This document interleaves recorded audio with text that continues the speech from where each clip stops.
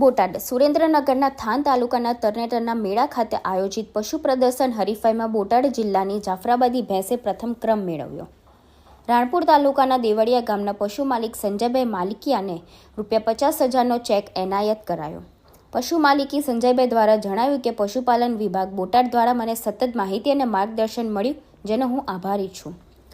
ગુજરાતની પ્રગતિમાં પાયારૂપ એવા પશુપાલનના વ્યવસાયને પ્રોત્સાહન મળે તે માટે રાજ્ય સરકાર દ્વારા દર વર્ષે સુરેન્દ્રનગર જિલ્લાના થાન તાલુકાના તરણેતરના મેળા ખાતે પશુ પ્રદર્શન હરીફાઈ યોજવામાં આવે છે, જે અંતર્ગત આ પશુ પ્રદર્શન હરીફાઈ યોજાઈ હતી. આ સ્પર્ધામાં બોટાદ જિલ્લાના રાણપુર તાલુકાના દેવળિયા ગામના પશુપાલક સંજયભાઈ માલકિયાની જાફરાબાદી ભેંસનો પ્રથમ ક્રમ આવ્યો હતો, જે બદલ પશુ માલિકને ₹50,000નો ચેક એનાયત કરાયો હતો. પોતાનો અનુભવ વર્તવતા પશુપાલક સંજયભાઈએ જણાવ્યું હતું કે હું ખેતી અને પશુપાલનના વ્યવસાય સાથે વર્ષોથી જોડાયેલો છું. પશુપાલન વિભાગ બોટાદ દ્વારા મને સુરેન્દ્રનગરમાં તરણેતરના મેળા ખાતે આયોજન થનારી પશુ હરીફાઈ સ્પર્ધાની માહિતી મળતા મેં તેમાં ભાગ લીધો હતો. સ્પર્ધામાં મારી જાફરાબાદી ભેંસને પ્રથમ ક્રમ આવ્યો હતો, જે બદલ મને ₹50,000નું ઇનામ પ્રાપ્ત થયું છે.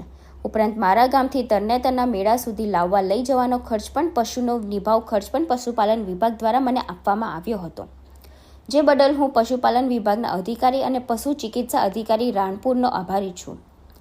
આ વર્ષે મોરબી જિલ્લાના હળવદ તાલુકાના ચરાવડવા ગામના પશુપાલનના સાનિયા નિલેશભાઈ માતમભાઈની માલિકીનો ગીર સાંઠ ચેમ્પિયન ઓફ ધી શો જાહેર થયો હતો, જે માટે પશુ માલિકને ₹1,00,000નું ઇનામ એનાયત કરાયું હતું.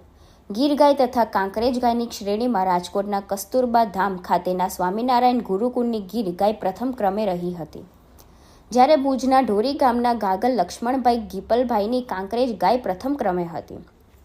જાફરાબાદી તથા બંને ભેંસની શ્રેણીમાં રાણપુર દેવળિયાના ગામના સંજયભાઈ કશનજી માલિકીની જાફરાબાદી ભેંસ પ્રથમ ક્રમે હતી. ભુજના ઢોરી ગામના ગાગલ મહેશભાઈ વાલજીભાઈ માલિકીની બંને ભેંસ પ્રથમ રહી હતી. પ્રથમ ક્રમના તમામ વિજેતાને ₹50,000નું ઇનામ એનાયત કરવામાં આવ્યું હતું. રાજ્ય સરકારથી દ્વારા વર્ષ 2008થી પશુ પ્રદર્શનનું આયોજન કરવામાં આવે છે. આ હરીફાઈનો હેતુ શુદ્ધ દેશી જાતિના ઉચ્ચ લક્ષણો ધરાવતા પશુઓ ગીર, કાંકરેજ ગાય, જાફરાબાદી બંને ભેંસને ઉછેરને પ્રોત્સાહન આપવાનો છે. તરણેતર લોકમેળો 2024 અંતર્ગત 3 દિવસીય પશુ પ્રદર્શન હરીફાઈનું આયોજન કરવામાં આવ્યું હતું. પશુપાલકોને પ્રોત્સાહન મળી રહે તે માટે ₹37.91,221 ઇનામો વિવિધ કેટેગરીમાં એનાયત કરાયા હતા.